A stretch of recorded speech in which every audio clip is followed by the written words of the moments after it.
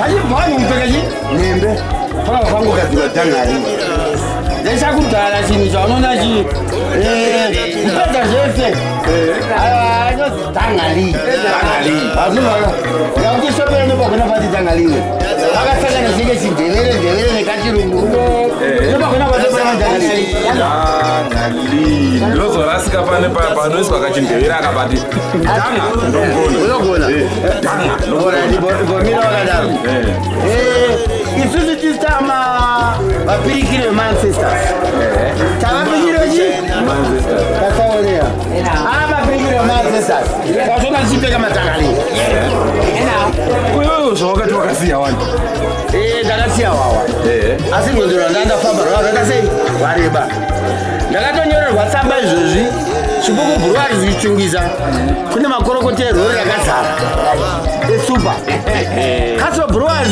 kune makorokota erori rikutouya pakisina zibaba rakazara abudisi kune makorokota zvekare ari kuya marori makani ndiri kunwa wawa wemakorokota kuti ndapedza wawa katiche wawa uchapera wawa iwo wawa ndapedza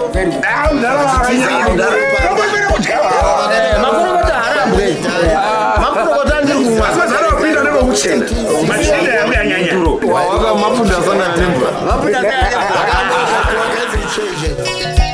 yengwe munazvita mumera wachibagwa mumabvi vakaswera vachiunwa ronodoka mvura yakanaya kumusoro kwati svibei Pikazodapiwa. Ngala. Kuindipi. vakapfeka svutu Kugutero. Business yasika. Nasizotu. Ndatopinda December atopera. Turoa every day Christmas. Wakapinda. Ndakaroa wesa.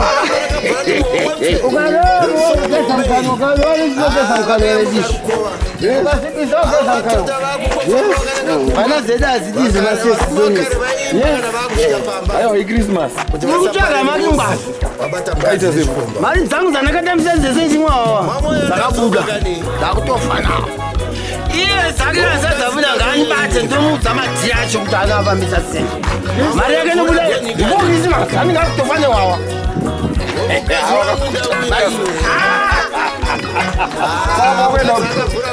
Ndaunyora tsamba solo dzangwa bana Solomon. Ngawe kuno kwa mtoko marora angu akusvika. Amwe wawa afena wadakwe solo. Kana dhafu amene bebe yake ronzari shinwai. Vese gawe dhafu romwe wawa. Kwenza na mtoko. Samari. Ukaenda kupi ndabvunza kuti ukaenda kupa unondipinda ndakwenda umba kwaze kwatambiwa nezvimbavha nezvibagabagara iribogika